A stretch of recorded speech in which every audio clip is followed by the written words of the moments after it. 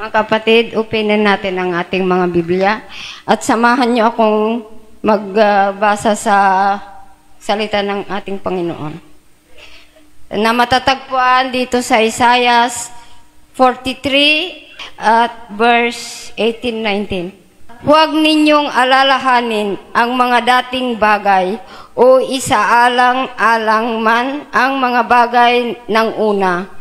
Narito ako'y gagawa ng isang bagong bagay. Ngayon, iyon ay lalabas. Hindi ba ninyo malalaman iyon? Gagawa ako ng daan sa ilang at ang mga ilog sa disyerto. The Lord bless His word. Sige po, tayo po'y pumikit at tayo po muna'y manalangin. Samahan niyo po ako. Hallelujah. Oh yes, Lord, hallelujah, we give you praise. Salamat, O Diyos, sa mga awitin, sa mga pagsamba, Panginoon, naming ipinagkaloob at inialay sa iyo, Lord. Salamat sa presensya mo, namin pong naranasan sa araw na ito, dakilang Diyos, at narito po ang iyong mga salita, Panginoon, na muling amin pong pagsalusaluhan, dakilang Diyos, Lord God, na mapakinggan ng bawat isa po sa amin, Panginoon. Muli dalangin ko, Diyos, ang iyong Santong Espiritu, Ama, na siyang, O Diyos, ay patuloy pumatnubay sa bawat isa, even I, your servant, Lord, I'm just a speaker of your word.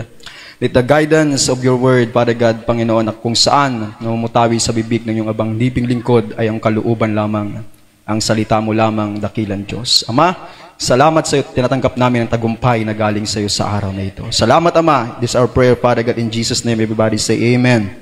Amen po. Palapakan po natin ang ating Panginoong Diyos at tayo po'y maupo. Maupo na po tayo. Yan. So, kahit mainit ang panahon. Minsan lang kasi itong nagagamit po Bakit di natin gamitin para sa Lord? Minsan kasi yung ugali ba ng Pilipino, alam niyo po yung mga gamit natin sa bahay, lalo na yung mga platong mamahalin. Minsan nagagamit lang yun kapag may mga bisita Pag may mga okasyon, meron akong napakinggan.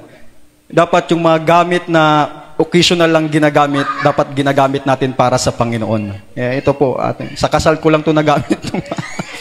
May isa lang po ito Okay po. Ayun, salamat po sa pagbasa po sa salita po ng ating Panginoon. Isaiah 43:18-19. So, ito po with connection po doon sa binahagi po ng ating lingkod ng ating Panginoon. Sino pong nakapulot ng aral ng Sunday? Napaka-powerful na message. Amen?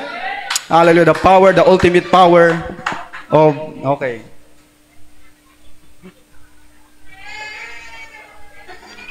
Okay, galing mo Okay, just share po yung ating live sa YouTube po natin. Yung mga mensahe po na nailagay po doon sa YouTube. Share po natin, mga kapatid. Amen?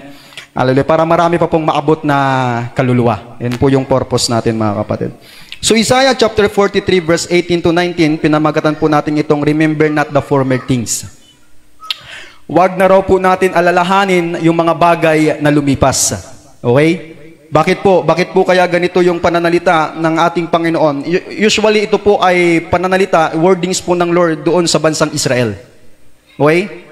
Pero tayo po bilang mananampalataya, meron din po tayong karapatan. Tama? Amen? Para po i-claim natin yung word na ito na galing sa ating Panginoon. Although po yung naranasan po ng bansang Israel, physically, sila po ay na-delivered mula sa pagkakaalipin sa Ehipto, tayo naman in spiritual, tayo po ay naalipin sa kasalanan. Amen. Basahin ko lang po ulit, mga kapatid, sabi rito, remember ye not the former things. Dito po sa King James Version, remember ye not the former things, neither consider the things of old. Sabi po ng ating Panginoon doon sa bansang Israel. Behold, sabi ng Panginoon, tingnan ninyo, I will do a new thing. Now it shall spring forth. Shall ye not know it? Sabi ng ating Panginoon, hindi nyo ba nalalaman? I will even make a way in the wilderness and rivers in the desert. Alam niyo po, meron akong dalawang bagay na nakita po rito. Itong sinasabi ng Panginoon siya ay gagawa ng bagong bagay. At yung bagong bagay po nito, mga kapatid, ito po'y naranasan natin sa bagong tipan ng Panginoon. Tingnan niyo po kasi doon po sa tagpo na ito, mga kapatid, kung babasahin po natin, yung mga verses pataas, bago mag-18-19, doon po sinalaysay ng Panginoon yung ginawa niya sa bansang Israel. Kung paano siya naghimala, kung paano niya hinati ang dagat. Din sabi ng Lord sa bansang Israel, huwag kayong manangan sa mga bagay na lumipas, which is yung mga ginawa ng Lord sa nakaraan. Kasi sabi niya, meron siyang ginagawang bago. At meron siyang gagawing bago. Hallelujah! Handa ka na bang tumanggap ng bagong gagawin ng Diyos sa buhay mo, kapatid?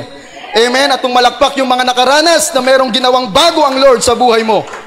Okay, hindi po lahat ng nakaraan masama. Okay?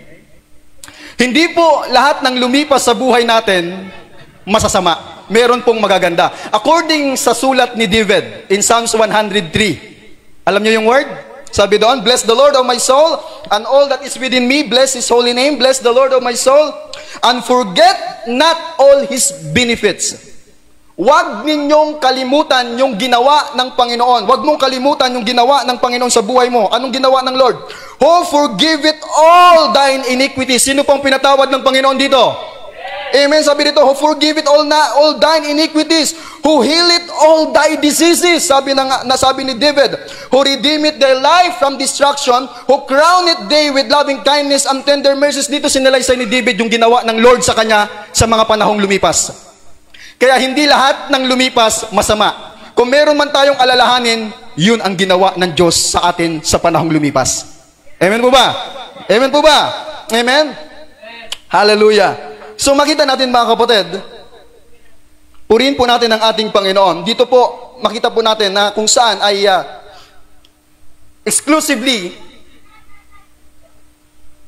hindi na pinapaalala ng Lord sa bansang Israel yung mga panahon na lumipas sa kanilang buhay. Alam niyo po, doon po sa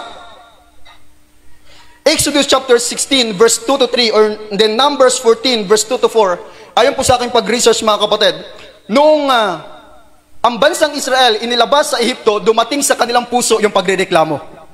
Alam niyo po yung kwento mga kapatid? Na kung saan dumating sila sa ilang, nagreklamo pa sila, sabi nila kay Moses, Moses, dinala mo lang ba kami dito sa ilang para dito kami mamatay? Buti pa doon sa Ehipto, tingnan nyo, naalala nila yung nangyari sa kanila sa bansang Israel, na hindi nila naintindihan na meron palang magandang plano ang Diyos sa kanilang buhay. Kaya na-recall nila yung, siyempre kahit alipin sila, pinapakain pa rin sila. Then na-experience nila, dun sa journey nila, patungo po sa pangako ng Panginoon, the promised land, na-experience nila doon yung, hindi nila nagustuhan na experience. Kaya sabi nila, Moses, kaya mo ba kami dinala dito para dito na kami mamatay? Nagreklamo po sila mga kapatid. Kaya doon makita natin, una, makita po natin yung past na ginawa ng Lord mightily, yung miracle, yung kapangyarihan niya. Sabi nila, wag lang kayong mag-rely doon na parang binabalik-balikan ninyo. Kasi maging sa kasalukuyan at sa kinabukasan, gagawa ako ng bago. Then, gusto ko pong i-connect ito mga kapatid. Doon sa verse 19, makita po natin, sabi doon, behold, I will do a new thing. Tingnan po natin muna yung context, no po. Sa verse doon, bandang 18 pataas, sinalaysay ni Lord yung ginawa ng Panginoon. Una, yung dalawa po kasi nakita ko dito eh. Una, yung kapangyarihan ng Diyos, yung ginawa ni Lord sa bayang ng Israel. Then pangalawa, yung naalaala ng bansang Israel kung paano sila doon namuhay sa Ehipto. Naunawaan nyo po? Una po, yung kapangyarihan ng Lord na ginawa sa kanila, kung paano naghimala ang Panginoon, paano sila iniligtas, paano hinati yung dagat o yung tubig para makatawid sila. Din hindi lang doon, maging sa panahon na kung saan ay nakikidigma po sila at pinagtatagumpay po sila ng Panginoon. Then pangalawa po, mga kapatid, dito ay naalaala nila yung dating nilang buhay sa bansang Ehipto. Okay po, yun po ang nakita ko dito. Kaya sa verse 19, gusto ko bang puntusan yung una, yung kapangyarihan ng Panginoon, yung paghihimala, yung kanyang pagliligtas. Sabi niya, behold, I will do a new thing. Now it shall spring forth. Shall ye not know it? I will even make a way in the wilderness. Ako'y gagawa ng daan sa ilang. I believe na hindi lamang po ito ilang sa literal. Ito po'y ilang sa spiritual. Kasabi ni Jesus in John 14 verse 6, I am the way. Kaya yung himala at mga gawa ng Panginoon sa unang panahon, sabi niya, I make a new thing. Itong bagong bagay na ito mga kapatid, ako'y naniniwala na ito ay gawa ni Kristo sa ating buhay. Amen po ba? Kaya sabi niya, behold, I will do a new thing. Now it shall spring forth. Shall ye not know it? I will even make a way in the wilderness. Ano bang meron sa wilderness? Ano bang meron sa ilang? Sa buhay po natin noon, nung tayo po yung nasa ilang, naglalakbay po tayo mga kapatid, walang tubig, walang satisfaction, walang pagkain sa ilang, at matindi yung init, sikat at ganun yung buhay natin nung hindi pa dumating sa buhay natin ang Panginoon. Amen? Nandoon tayo sa ilang, pag-alagala, walang direksyon ang buhay natin, walang patutunguhan, wala tayong malapitan, ni masilungan man. Kumbaga, walang makapagbibigay ng comfort sa atin unless na dumating sa atin si Lord, doon lang natin na-experience yung kaaliwan. Amen? Kahit may pagsubok, kahit may problema, meron tayong kaaliwan. Kaya ito po yung isang bagay na nakita ko po dito mga kapatid. Regarding doon sa usapin ng miracle, pagliligtas ng Lord, kapangyarihan ng Diyos na ginawa sa bansang Israel, sa ating panahon, ito yung bagong bagay. Kumbaga po, nakita ng, ito'y propesya sa atin. Na kung saan yung bagong bagay na ito na ginawa ng Panginoon, naranasan po natin because of Jesus. Amen? Hallelujah. Purihin po natin, palapakan po natin ang ating Diyos na buhay. So ito po yung mga kapatid. Then pangalawa, yun na nga po, doon po sa Exodus chapter 16, ito po sa journey na po nila paglalakbay, doon sila nagreklamo. Naalaala nila yung dating buhay nila. Sabi pa nga nila, gusto pa nilang bumalik, gusto pa nilang may magtalaga sa kanilang leader para pangunahan silang bumalik doon sa pagkakaalipin. Minsan ganun ang buhay Kristiyano. Amen? Minsan po ba na-experience po natin yung ganung buhay? Lalo na na-experience din po natin, siyempre dati marami tayong kaibigan, tama? Pagdating natin sa pagsunod sa ating Panginoon, yung mga kaibigan natin noon, unti-unting nawawala kasi hindi na sila nakikibagay sa ginagawa natin. Amen po ba? Na-experience po ba natin yun mga kapatid? Kaya nga sabi natin, mga lumang tao yun eh. Mga antigo yun. Di ba? Kasi tayo, mga bago na tayo ngayon. Kaya ngayon, hindi na sila in sa ginagawa natin. Ayaw nila yung ganito kasi nga worldly pa yung espiritu nila. Maliban na lang kung ang espiritu nila ay baguhin ng Panginoon at pagkalooban ng espiritu na galing sa Diyos. Kaya naman kapag tayo sasamba sa Panginoon, sasamba rin sila sa Lord. Amen? Hallelujah. Kaya makita natin mga kapatid, gusto nilang bumalik. Kaya may aral, looking unto Jesus, the author and the finisher of our faith. No turning back. Kasi posible, maalala mo yung dati mong buhay, babalik ka doon. Buti pa sa relihiyon. Di ba? Lalo na pag makakarinig ka ng aral, kami ang unang itinalaga ng Diyos, itong iglesyang itinayo, at ang papa namin, si Peter.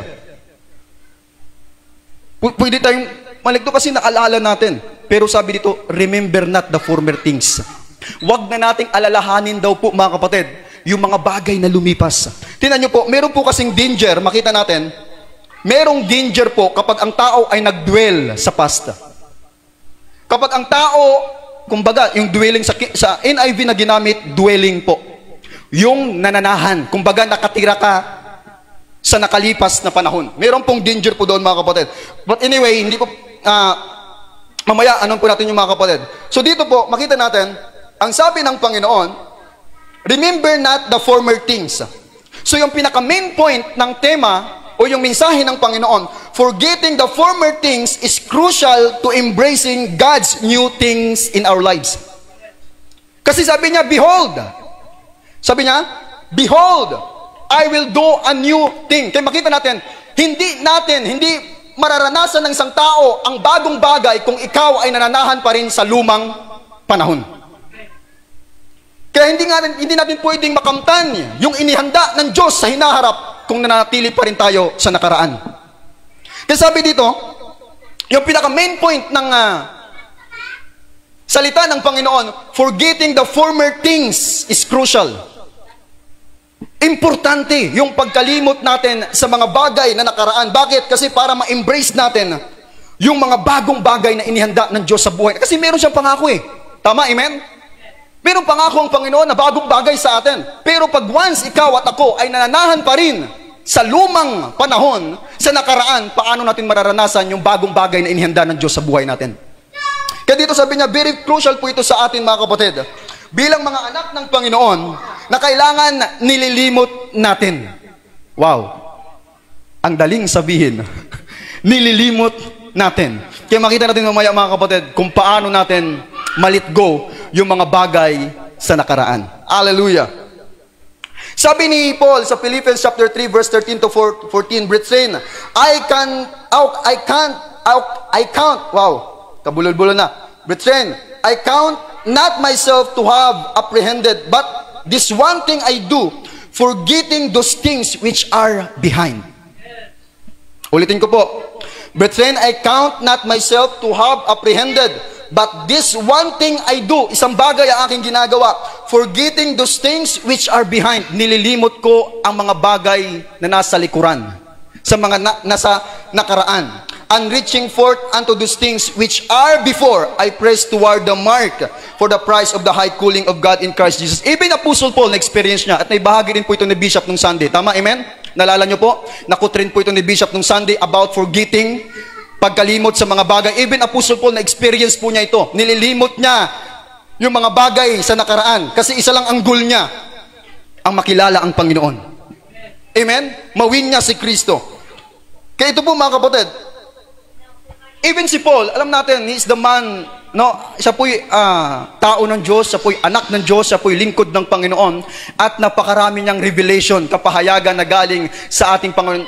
Lalo na po siya na-experience niya yung kapahayagan na ito na kailangang limutin. Kaya nga, hindi na siya nag-rely sa kanyang relihiyon. Tama? Hindi na siya nag-rely sa kanyang relihiyon, kinalimutan niya ang kanyang relihiyon. Nakala niya noon, totoong paglilingkod yon. Pero one time, na-encounter niya si Lord doon sa way of Damascus. Kaya naman, talagang kinalimutan niya kumbaga, yung kanyang nakaraan. Yung kanyang paglilingkod doon sa relihiyon. Then sabi pa rito sa Luke chapter 9 verse 26, sino mang nagsimulang mag-araro, ngunit panay ang lingon, ay hindi karapat-dapat sa kaharian ng Diyos. Ang context po nito mga kapatid, yung mga taong nagsabi, Lord, I will serve you. Okay? Lord, maglilingkod ako. Kaya ito po, sabi kasi, Panginoon, hayaan mo munang umuwi muna ako at ilibing ko ang patay. Kasi parang may kamag-anak silang namatayan. Pero ang sabi ng Lord, hayaan mong maglibing ang patay sa kapwa patay. Ang point po dito mga kapatid, hindi ka makapaglilingkod sa Panginoon kung bumabalik ka sa nakaraan mong buhay. Amen? Kaya dito, sa atin bilang isang mananampalataya, dapat tayo nagpapatuloy. Kaya kita nyo, habang tayo po'y naglalakad, lalo na ngayon, pupunta po kami ng Benguet. Sinong sasama? Next time na lang kasi wala tayong malaking sasakyan. Ngayon po, pupunta kami ng Benguet. Habang nagbabaybay kami sa highway, may iwan namin yung kandon. Tama po? Nagits nyo po yung point ko? Walang taong naglalakbay na natili sa isang lugar. Para kang mangmang nun. Bawa si Pastor Bong nagdadrive. Hindi naman umaalis. Di ba? Walang taong ganon. Walang sumusunod na sa Panginoon na ganon. Every time we follow Jesus, kaya sabi ni Lord in John chapter 8 verse 12, I am the light of this world. He that followeth me, pag sabing following, or, tama ba? Follow with me. King James kasi, follow with me. Sabi ni Lord, he that follow with me, ang sino mang susunod sa akin, ay hindi mananatili sa dilim. Kaya ang sino mang susunod kay Kristo, kapatid, meron ka talagang iniiwan. Hindi ka pwedeng maglingkod sa Diyos na wala kang iniiwan. Hello? Amen? Kaya hindi ka makaalpas, hindi ka maka-move on, kasi hawak-hawak mo pa rin, meron ka pa rin. Kumbaga, nakatanikala ka pa rin. Kahit kayain ka, pero alam niyo po yun, nakatali ka doon eh. Kaya dito po, pagdating sa paglilingkod sa ating Panginoon, meron tayong dapat kalimutan. Pakisabing mayroon akong dapat kalimutan. Sino mang nagsisimulang mag-araro, ngunit panay ang lingon. Ang araro po mga kapatid, kasi po ito po'y parabol ng Panginoon mga kapatid ha. Kasi po, yung kaharian ng Diyos, yan po'y ubasan ng Panginoon, bukirin ng Diyos. Tama? Every time ang Lord nag-hide ng mga manggagawa, pagdating sa usapin na kaharian ng Diyos, ito po'y bukid ng Diyos. Kaya ang binanggit ng Lord, mag-aararo, magbubukid. Kasi lahat tayo manggagawa sa ubasan ng Diyos. Amen? Kaya every time na si Lord tumawag sa iyo, tumawag sa atin para gawing manggagawa sa isang bukirin, ang sabi niya, huwag kang panaylingon. Kaya sabi niya, ang sino mang nagsimulang mag-araro, ngunit panay ang lingon, ay hindi karapat-dapat, grabe, hindi karapat-dapat sa kaharian ng Diyos. Gusto mo bang maging karapat-dapat? diretso lang ang tingin. Amen? Huwag na tayong lumingon pa. Hallelujah. Parang maiksi lang po itong mensahe ko, mga kapatid. Amen? Huwag nating pahibain kasi pupunta pa tayo ng ano. Okay. Hallelujah. Pero inabot ako ng alas 3 nito. Tulog. Paano ba ito, Panginoon? Ay na. Kaya talaga, minsan, hindi talaga biro. Hindi biro talaga. Ay, nako. Hindi ako pwedeng, pwede na to. Hindi pwedeng ganun eh. Pwede na to, okay na to, goods na to. Hindi pwedeng ganun. Kailangan, pag-pray pa, bulayin, maiging, tapos tingnan mo kung tama ba itong sinusulat mo, meron bang connection sa tema, mamaya, naligaw ka na iba na yung landas mo. Kailangan, maayos talaga yung preparation ng mensahe ng ating Panginoon. So yun po yun, mga kapatid. Na kung saan ang Lord, hindi tayo pinapadwell sa nakaraan. Kailangan po nating kalimutan yung nakaraan. Kasi po, meron po kong naisulat, merong danger po. The danger of dwelling on the past. Gusto niyo pong malaman? Okay. Una, kapag ang tao ay nananahan pa rin sa nakaraan, sabi rito, dwelling on past hinders progress. Kaya ang taong nandoon pa rin sa nakaraan, walang progreso ang kanyang buhay. Kumbaga, walang paglago, walang asenso ang kanyang spiritual na buhay. Even kanyang even sa physical na kanyang buhay na maaring maranasan, sabi dito, dwelling on past hinders progress. Kasi panay kalingon, hindi ka makaalpas. Hindi ka maka-move on. Pilit pa rin tayong bumabalik. Kaya naman, ang resulta ng buhay natin, walang paglago. Hello, amen? Tama, sister? Oh, yung katrabaho na invite po yata ni Sister Karen. Amen? Sabi dito, kapag once ang isang tao ay nandoon pa rin sa nakaraan, yung progreso ng kanyang buhay nahahadlangan. Ang pangako kaya nyo, changing from glory, yun ang pangako ng Panginoon. Tama, amen? From glory to glory. Moving forward, kumbaga. In Jeremiah 29 verse 11, lagi nga pong nakukot, I know the plans I have for you. Sabi, pero mangyayari lamang yun, mga kapatid. Makita natin yung magandang plano ng Diyos sa buhay natin pag once po tayo ay nagpapatuloy at tinatalikuran natin yung dapat talikuran. Amen? Kaya doon sa, tinan nyo doon sa journey ng Israel, nang sabi, dapat 11 days lang, 11 days lang, dapat nandoon na sila sa ipinangakong lupa ng Diyos. Pero alam niyo po kung ilang taon inabot? 40 years.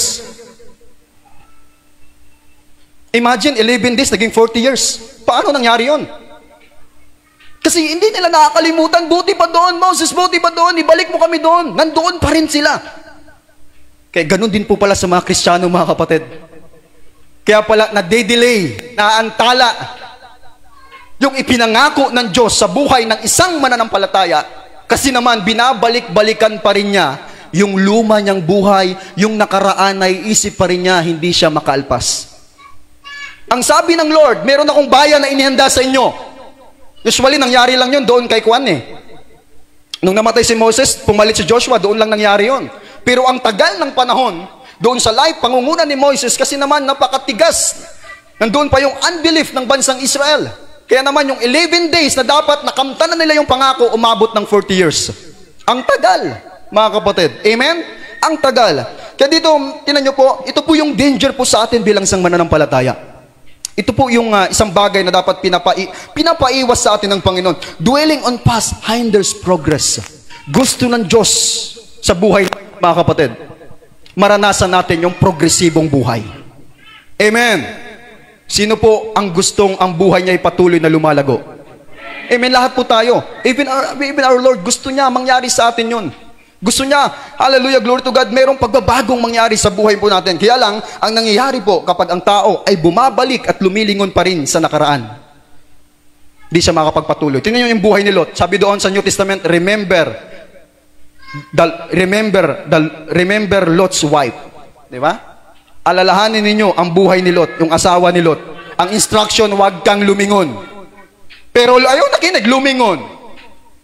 Ang nangyari, naging haliging asin, hindi nakaalpas yung buhay niya. Kasi nanatili na siya, naging haligi na siya Paano ba siya makapag-move on? Diba? Ito po yung spiritual. Paano ka makapag-move on sa buhay mo kung binalikan mo pa rin yung nakaraan? Kung paano, literally speaking, sa buhay ng asawa ni Lot, naging haligi siya naging estatwa siya. Hindi na siya makagalaw. Kaya walang progresibo ang buhay niya. Kaya delikado kapag bumalik tayo sa nakaraan. Amen? Hallelujah. Yun pong una. Then, pangalawa, God's promises are delayed. Nade-delay ang pangako ng Panginoon kapag tayo ay nandoon. Iniisip natin yung nakaraan. Sabi ko nga kanina, dapat 11 days lang.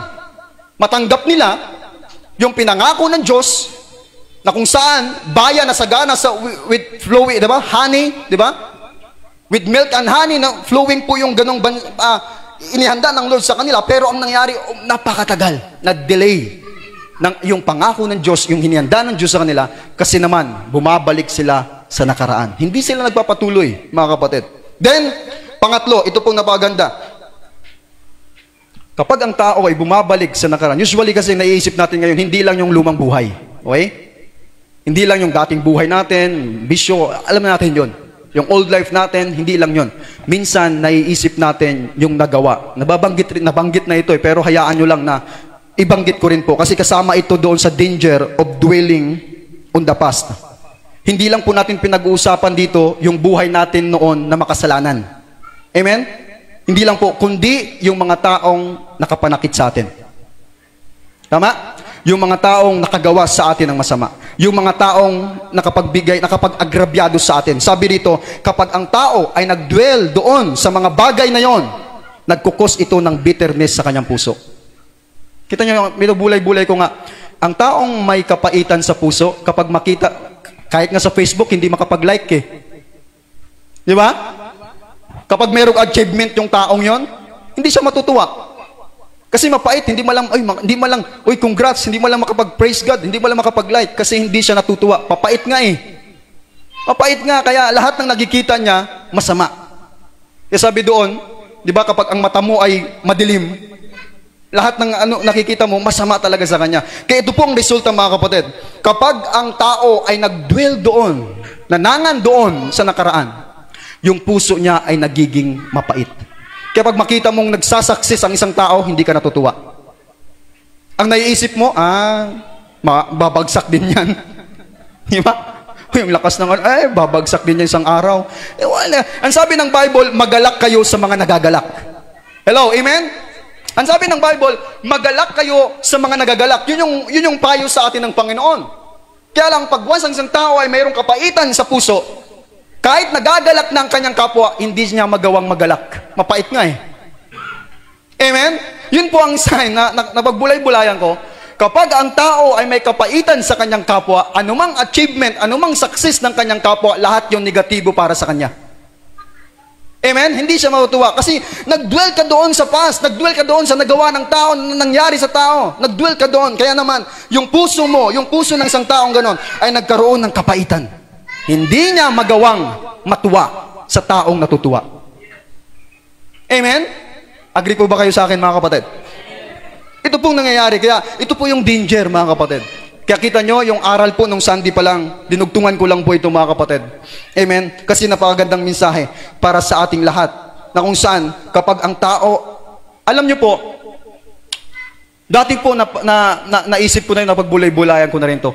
Si Satanas, hindi niya kayang ipakita yung kinabukasan natin. Di ba? Kasi po, ang kaya lang magpapakita ng kinabukasan natin, si Lord. Kasi He is the same yesterday, today, and forever. Si Lord na sa nakaraan, si Lord na sa kasalukuyan, si Lord na sa kinabukasan. Pero si Satanas, ang lagi niyang pinapaalala sa iyo, yung nakaraan. Hindi niya kayang ipakita yung kinabukasan kasi hindi niya kayang pumunta doon. Ang nakapunta lang doon, ang ating Panginoong Hesus. Kaya nga sabi niya, naghanda na siya ng tahanan para sa atin. Amen? Maging ngayon, nakaluklok na siya sa kanan ng trono ng Diyos at inihahanda yung tahanan natin. Hindi lang tahanan, mansyon. Yun ang gagawin ng Lord. Kaya si Satanas, alam niyo, pinapaalala niya sa atin, yung lumang buhay. Yung mga na ganito, yung mga lumipas, yun lang. Kaya pala, mga kapatid, kapag ganun pa lang pumapasok sa isipan natin, rebuke it in Jesus' name. Sawayin mo siya.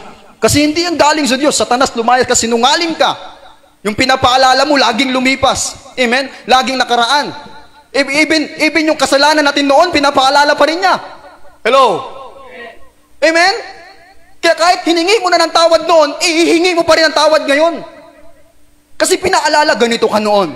Kaya ang nangyayari, dapat yung prayer mo ay meron kang boldness na mag-pray sa Lord, mag-worship sa Panginoon. Pero ang nangyari, yung kasalanan na hiningi mo na ng tawad noon, hinihingi mo pa rin. Kapatid, pinatawad ka na eh. Ang nagpaalaala lang noon ang demonyo. Kasi gusto niyang ikondina ka. Gusto niya parang lalagyan ka ng mabigat sa damdamin mo, mabigat sa buhay mo para hindi ka makapag-worship ng totoo sa Panginoon. Amen? Kaya pagdating sa church, di ba, nasa disciples po yun ng lingkod ng ating Panginoon. Dapat nagpupuri na sa Diyos. Pero nangyari, mingi na naman tawad, Lord! Di ba? Amen? Alam niyo po, may mga bagay na nagagawa tayo yung bago lang na kasalanan. Amen? Hinihingi agad natin ng tawad yun sa Lord. Pero matagal ng panahon eh. Bago ka pa ma-born again, hiningi mo na naman ng tawad. Alam niyo po, si Satanas po ang may gawa nun. Pinapaulit-ulit niya yung mga bagay na nakaraan. Amen? Kaya tinan niyo po yung prayer natin mga kapatid. Imbis na paangat, palubog. Di ba? Kapag naalala po natin, pinaalala ng demonyo na naman yung mga nagawa natin. Imbis yung prayer natin paangat, ang nangyari palubog. Tapos dinadagukan yung dibdib natin. Parang nagpipiti tayo sa sarili natin. Hallelujah. Okay. Then, pang-apat. The danger of dwelling on the past distract us from the present. Kaya kita nyo, hindi natin magawang matuwa ngayon kasi naiisip natin yung noon. Hindi natin ma-appreciate yung ngayon, yung blessing ng Lord sa buhay natin ngayon kasi yung iniisip natin yung nakaraan pa rin. Tama po, amen? Sabi dito, kapag ang tao ay nag-dwell pa rin sa nakaraan, nadidistract siya sa mga blessings sa kasalukuyan. Nadidistract siya, hindi niya magawang matuwa. Kasi nag-rely ka, buti pa noon, buti pa ganyan, buti pa yung mga dating pastor. Di ba? Yung mga kasamang pastor. Nagre-rely tayo doon. Sabi nga ng Bible, He do a new thing, gagawa siya ng bagong bagay. Kaya yung mga bagay na ginagawa sa atin ng Lord ngayon, dapat yun ang pasalamatan natin. Huwag na noon kasi lumipas na yun eh. Amen? Example, di ba? May mga kasama tayong pastor noon dito, pero hindi natin sila dina-downgrade. Tapos kinukumpara natin, buti pa napakagaling. Di ba? Kung may mga pastor, buti pa noon, ganyan, ganyan. Noon yun, pero ngayon kasi bago na. Amen? I-treasure natin yung bago. Amen? Paalagahan natin yung bago. Tapos na yung panahon na nagamit sila ng Lord sa buhay natin. Ngayon, meron na namang bagong ginagamit ang Diyos sa buhay natin. Para palaguin tayo, para in-nurture tayo. Kaya huwag tayong mag-rely sa nakaraan. Pag nag-rely tayo sa nakaraan, mga kapatid, hindi natin ma-appreciate yung bago. Amen? Hindi natin ma-appreciate, hindi natin mas mapasalamatan. Ang nangyari pa na ikukumpara natin yung bago sa luma. Sabi ni Lord, remember not the former things. Kaya sabi dito, kasi will distract us from the present. Yung present, yung kasalukuyan. Ngayon, yung ngayon. Amen. Hallelujah. Naunawaan po natin mga kapatid. Mabilis lang po itong mensahe ko mga kapatid, lalo na mabilis akong magsalita. Hallelujah. Okay. So, panglima, the danger of dwelling on the past. Tingnan nyo po ito pong burden of guilt and shame, ito pong nabanggit ko kanina. Yung mga kasalanan na pinatawad na sa'yo ng Lord, naaalala pa rin. Kaya ang nangyayari, bumabalik yung guilt, yung shame. Sinungaling si Satanas, mga kapatid. We are forgiven. Amen? We are washed by the blood of Jesus. We are born again. Kaya sabi dito, kapag tayo nag-dwell pa rin sa past, yung bigat, yung guilt, tapos yung kahiyan, mararamdaman na naman natin. Kaya pag ang nangyayari, wala na tayong boldness pa na humarap sa Panginoon. Mas nakatingin tayo sa sarili natin. Ang hirap kaya nun. Alam niyo po, naranasan ko rin na tumingin sa sarili ko. Nakalimutan kong tumingin sa Lord. Alam niyo po, kapag nakatingin pala tayo sa sarili natin, para tayong nilulugmok. Ang nangyayari, naiisip mo parang wala ng paraan. Wala ng solusyon. Pero kapag tumingin ka pala kay Lord, laging may solusyon. Ganun po yung naranasan ko, Lord, ano ba to, paulit-ulit na lang, ganito na naman, Panginoon. Natitestimonya ko rin po ito noon, kasi pala ang nangyayari, tumingin ka sa sarili mo. Nakatingin ka sa nagagawa mo, nakatingin ka sa kahinaan mo. Ang kailangan para tumingin ka kay Lord kasi meron siyang malaking magagawa sa buhay mo. Kaya sabi dito, hallelujah, the burden of guilt and shame, bumabalik. Kasi naalala mo na naman yung nakaraan. Kaya sabi ni Paul, di ba, even si Paul, mga kapatid, sabi niya, yung mga bagay na ipinagmamalaki niya noon, kinakahiya na niya ngayon. Kasi hindi siya nag-rely sa nakaraan. Amen? Yung mga bagay na kasalanang nagawa niya noon, kinakahiya na niya. Hindi na niya ipinagmamalaki. Kaya sa atin pala, mga kapatid, kapag hindi tayo nag-dwell sa past, yung guilt, yung shame, hindi natin maaaring maranasan pang muli. Amen? Kasi we stand in faith that we are forgiven. We are washed by the blood of Jesus. Amen? Yung kasalanan natin pinatawad na ng ating Panginoong Diyos. Hallelujah. Okay po. So yun po yung danger, mga kapatid, kapag tayo po'y nag-dwell sa past. Kapag tayo nananahan, nag-rely pa rin tayo sa nakaraan. Ngayon, how to let go the past? Yan. Paano? Di ba? Paano tayo makapag-move on? Gusto nyo ba mag-move on? Gusto ba natin mag-move on? Amen? Nung Sunday pa lang, gusto na tayo mag-move on ng Lord. Ngayon po, paano? Alam niyo po din sa Romans chapter 12 verse 2, kasi lahat ng yun nasa isipan natin. Tama po ba? Lahat ng yun na nabanggit po natin, nasa isipan po natin. Kaya nga sabi nga, our mind is the battleground. Lahat yan pumapasok sa isipan natin. Kaya sa Romans chapter 12, how to let go the past or how to move on by renewing our mind. Para pala makalimutan natin yung nakaraan, kailangan tayong magkaroon ng pagbabago sa isipan. Paano? By the Word of God. Kaya kapag ang isipan natin ay napuno ng salita ng Diyos, walang puwang yung nakaraan. Kasi alam nyo po, yung every Word of God na ating nababasa sa Bible, lahat yan ay para sa ating kinabukasan. Amen? Hindi tayo pwedeng dalhin sa nakaraan. Every word of God na ibinigay sa atin ng Diyos, ang laging pinagdadalhan niyan, future natin. Amen? Hindi ka binabalik ang word of God, hindi ka binabalik sa nakaraan. Tama? Hello? Amen? Agree po ba kayo, mga kapatid? Ang word of God, ibinigay yan sa atin ng Diyos para hindi ka dalhin muli sa nakaraan. Tapos na tayo sa nakaraan. Ang word of God, kaya kita nyo, ang word of God, pinaghahanda tayo para sa kinabukasan. Para sa pagbabalik ng Panginoon. Kaya kita nyo, pag meron tayong Word of God, inaayos na ng Lord yung life natin dito sa lupa para pagdating sa langit, karapat-dapat tayo. Yun yung paghahandang ginagawa ng Lord. Amen? Kaya sabi dito, how to let go the past by renewing our mind. Paano ma-renew kung wala tayong salita ng Diyos na pinanghawakan sa buhay natin? Paano ma-renew? Kaya doon po sa Bible study namin kahapon, purihin po ang Panginoon at tuloy kahit malakas yung ulan. Kasi meron naman kami masilungan, pero pag malakas yung hangin, nababasa rin po kami. Sabi doon sa Psalms po yun, paano mapanatiling malinis ang buhay ng isang tao o ang isang kabataan. Sabi doon, sa pamagitan ng pagsunod sa kautusan. Okay? Kaya dito makita, nabanggit doon, kaya yung isipan natin, mga kapatid, kailangan natin punuin yung salita. Kaya pala, alam nyo po, meron tayong, tawag yan, authority, na sa atin yung kapasyahan kung ano yung dapat isipin natin. Tama ba? Alam nyo, kapasyahan mong isipin yung problema mo. Kapasyahan mo yun eh. Kung iisipin mo o hindi. Desisyon mo yun kung pagbulay-bulayan mo yung problema mo o pagbulay-bulayan mo yung Diyos na may kapangyarihang solusyonan ang problema mo. Sa atin yun, mga kapatid. Kung ano yung pagbulay-bulay. Kaya nakadepende po sa atin yun kasi tinuruan tayo ng Lord kung paano po mag-meditate.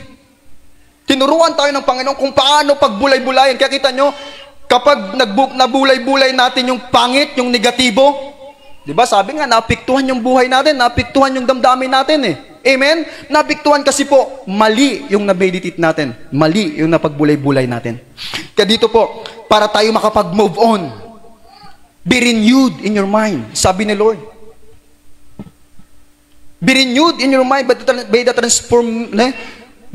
transformed by the renewing of your mind. Sabi ng ating Panginoon. Ngayon, yung kapamaraanan ng Lord, yung tanging paraan, kaya no wonder pumupunta tayo sa simbahan para makinig ng salita ng Diyos. Amen? Wala namang iba eh. Una, worship the Lord, di ba? Kasama kasi yan. Pagdating sa kaharian to worship the Lord, makinig ng salita ng pagkasama yan. Anong purpose ba kung bakit tayo nakikinig ng salita ng Diyos? Hindi para magbenepisyo yung pastor? Hindi para makinabang ang pastor? Tayong mga nakikinig ang magbenepisyo. Kaya kita nyo, paglabas natin simbahan, meron tayong natatanggap na salita ng Panginoon. At yung word na yon, pwede natin panlaban pag nasa labas tayo. Amen? Every temptation, every lies of the devil, magamit natin yon. Kaya sabi ng Ephesians chapter 6, the sword of the Spirit is the word of God. Ngayon, kung wala tayong salita sa isipan natin, hindi puno yung isipan natin ng salita ng Diyos, kapatid, paano magkakaroon ng pagbabago at paano natin makakalimutan yung nakaraan? Kaya kita nyo, sa usaping nakaraan ng buhay, yung dating makasalanan, nakaraan yun eh. Nagkaroon lang ng pagbabago ang buhay dahil meron kang salita ng Diyos na napapakinggan. Hindi tayo makaalpas sa nakaraan, which is our sinful nature, our sinful night, sinful life. Kung wala yung salita ng Diyos sa buhay natin, paano? Amen po ba? Kaya merong word of God para tayo po. Kaya sabi doon, mula sa kadiliman, dinala niya sa kanyang napakagilalas na liwanag. Kasi dumating sa atin yung salita ng ating Panginoon. Kaya dito, paano tayo maka-get over? Paano tayo maka-move on sa nakaraan kung wala tayong salita ng Diyos? Kaya very powerful, di ba? Yung word na dumating sa atin nung Sunday, paano tayo malalaman? Paano tayo maka-get over? Paano tayo maka-move on kung wala yung preaching of the word of God? Hello? Amen? Paano tayo makakapagsaliksik sa puso natin? Paano tayo magkakaroon ng self-checking? Di ba? Pagsisiyasat sa sarili kung wala tayong napapakinggan na mensahe. Kaya dito magkakaroon lang, maka-get over lang tayo, maka-move on lang tayo sa nakaraan, mga kapatid. Kung patuloy tayo nakikinig ng salita ng Diyos. Kapag more on tayo sa Word of God, nare-renew yung mind natin. Amen? Kaya alam na natin kung paano labanan ang demonyo. Kasi 2 Corinthians chapter 10 verse 4, sabi doon, casting down every imagination. Saan yun? Sa isipan. May labanan, kapatid. Hello? May labanan sa isipan natin. Kaya sabi doon, tinan po natin mga kapatid. Hallelujah. Magandang tingnan yun eh. Praise the Lord. 2 Corinthians, tinan po natin muna. Oras natin. 11:15. 2 Corinthians chapter 10.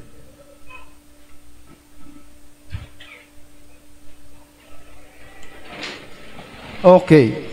Sabi po rito mga kapatid, for the weapons of our warfare are not carnal. Ibig sabihin po ng carnal, yung mga literal na sandata. Okay? Hindi po yun yung armas ng ating pakikipaglaban.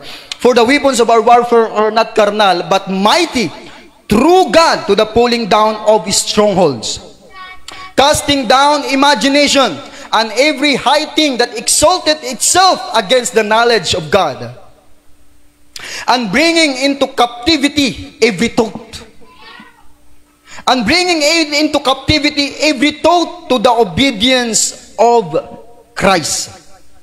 Kaya sabi dito mga kapatid, for the weapons of our warfare are not carnal, but mighty through God, to the pulling down of every stronghold, casting down every imagination.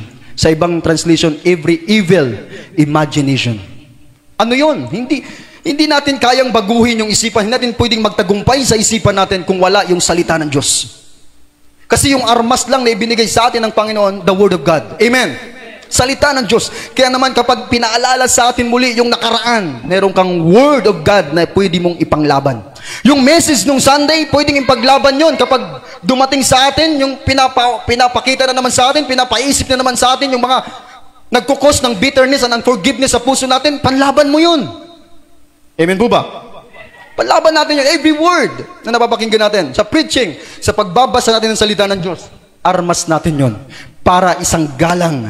Yung fiery darts, di ba sa Ephesians chapter 6, fiery darts, yung palaso ng demonyo, talagang anuin tayo eh, pero meron kang panlaban, kapatid. Meron tayong pangontra para sa gawa ng kaaway. Okay, how to let go to the past? Una, renewing the mind. Din pangalawa, setting our affection on things above. Colossians chapter 3 verse 2. Ilagak natin ang ating kaisipan sa mga bagay na nasa itaas. We have the control. Meron tayong control by the power of the Holy Spirit, kasi ganing ating sarili natin magawa yun. But by the power and leading of the Holy Spirit, inaayos ng Diyos yung isipan natin. Ano ba yung tamang pag-iisip? Diba? Kumbaga meron tayong discernment, mga kapatid. Nadi-discern natin yung tamang pag-iisip at yung maling pag-iisip. Alam natin yung kasi ipinahayag na ng Lord sa atin. Amen? Ibinigay sa atin ng Espiritu ng Diyos. Kaya naman, sabi nito, kailangan natin ilagak yung isipan natin sa mga bagay na nasa itaas. Huwag sa mga bagay na nasa lupa. Huwag sa mga bagay sa nakaraan. Huwag sa mga bagay na lumipas na nagdadala sa iyo ng kasamaan. Kaya sabi nga ng lingkod ng Panginoon, yung problemang pinag-usapan nyo noon kung paano kayo nag-away, kapag pinag-usapan na naman ngayon, di ba? Nag-away na naman. Lalo na yung naalala ko lang noon, yung mag-boyfriend pa lang, mag-girlfriend, kapag pinag-uusapan yung kanilang mga ex, yung mga ex nila, yung babae, tanong ng tanong sa lalaki, sino bang ex mo? Nagsagot naman yung lalaki, abay, nagalit na yung babae. Kasi pinag-uusapan yung nakaraan eh. Amen? Dapat yung pinag-uusapan yung kinabukasan. Amen? Yung future na lang. Hallelujah! Palapakan po natin ang ating Panginoong Diyos. So ito po yung mga bagay na aking pong naisulat, mga kapatid, na kailangan po pala natin ilagak yung isipan. Kapag may pinaalala sa ating nakaraan, we have the power. No? Meron tayong kapangyarihan. Kaya nga, di ba sabi doon, sit yung sa English, sa ibang term, sit your affliction. Di ba kapag yung orasan, kapag mali yung oras, sinisit? Tama? Kapag yan, 11:25, tama ba yan? Di ba? Baka ako naman yung mali. Okay. Pag yan ang late, inaayos yan, sinisit. Sinisit natin, inaayos natin para maitama yung oras. Tayo naman, kaya sabi ng Bible, sabi ni Lord, no, sa sulat ng kanyang mga apostol, sit your mind. Ibig sabihin, meron kang kapangyarihan. Hello? Amen? Meron kang kapangyarihan o kakayanan na ayusin yung isipan mo sa pamamagitan ng pakikinig mo ng salita ng Diyos. Kasi hindi natin maaayos yung isipan natin at hindi natin maidadala doon sa tamang pag-iisip, sa tamang isipin kung wala tayong salita ng Diyos. Kaya we have this power, mga kapatid. Amen? Kaya hindi naisip ko kasi. Hindi pwedeng ganon. Hindi pala pwedeng ganon. Kailangan, alam natin kung paanong iayos yung isipan natin. Okay, lastly po, mga kapatid. Bago po ako, magtatapos na po ako dito. How to let go the past? Focusing on God's present work in our lives. Sabi doon, I will do a new thing. Kailangan nakapokus pala tayo doon sa ginagawa ng Lord sa kasalukuyan. Kaya sabi nga, yung kasalukuyan nagdidetermine sa atin para sa kinabukasan. Amen? Yung kasalukuyan, ang nakaraan po, hindi na po yan makakapagdala sa atin sa kinabukasan. Yung makakapagdala sa atin sa kinabukasan kung paanong ginawa mo sa kasalukuyan. Amen po? Kung paanong ginawa natin sa present. Kaya sabi ito, focus ka lang sa ginagawa ng Diyos sa kasalukuyan. Wag na sa nakaraan, tapos na yon. Kung anong ginagawa ng Lord, anong pag ginagawa ng Diyos ngayon, pinupurify yung heart natin. Pinupurify yung isipan natin. Kaya sabi doon, blessed are the pure in heart. Kaya ayaw ng Lord pala na merong kapaitan sa puso natin. Bakit? They will see God. Ngayon, kung merong kapaitan, merong unforgiveness, meron pa rin tayong naalalang mga nakaraan, paano natin makikita ang Diyos? Dalawang bagay lang ang paraan para makita ang Diyos. Una, pure heart. Din pangalawa, without holiness. Amen po? According to the Bible, Matthew chapter 5. Amen? Blessed are the pure in heart, for they will see God. Kaya sa atin po, mga kapatid, focus lang tayo. Pakisabing focus lang. Focus on God's present work in our lives. Ngayon po, meron pong ginagawa ang Diyos sa buhay natin. Amen? Sabi, tinan nyo po yung question po, mga kapatid Tinan nyo yung question doon sa verse natin. Behold, I will do a new thing. Now it shall spring forth. Shall ye not know it? Hindi nyo ba nalalaman? Nalalaman mo ba ngayon na merong ginagawa ang Diyos sa buhay mo? Kapatid, sumagot ka. Nalalaman mo ba na merong ginagawa ang Diyos sa buhay mo ngayon? Amen, meron. Hallelujah. Purihin natin ang ating Panginoong Diyos. Palakpakan po natin ang ating Panginoon. Kaya mga kapatid, ang blessing ng Lord sa atin para ngayon, para magdadala sa atin sa magandang kinabukasan. Hindi na po tayo nabubuhay. Tingnan po, yung lumang pagkatao, yung sinful nature, yung sinful life natin, yan po ay nababagay sa nakaraan. Kaya lang, mga kapatid, hindi na tayo nabubuhay sa lumang pagkatao. Tama? Ang lumang pagkatao, ang laging niyang naalaala, yung lumang panahon, yung lumang nakaraan. Pero sabi ng Bible, we are a new creation. Kaya ang laging niyang naiisip, bago. Hello, amen? kapag ang nag-ooperate po pala sa buhay natin ay isang bagong pagkatao, hindi natin iniisip yung lumang buhay, yung nakaraan. Kasi bago na tayo eh. Amen? Hallelujah. This is the word of God, mga kapatid. Palapakan po natin ang ating Panginoon. Bigay ko na po kay Bishop.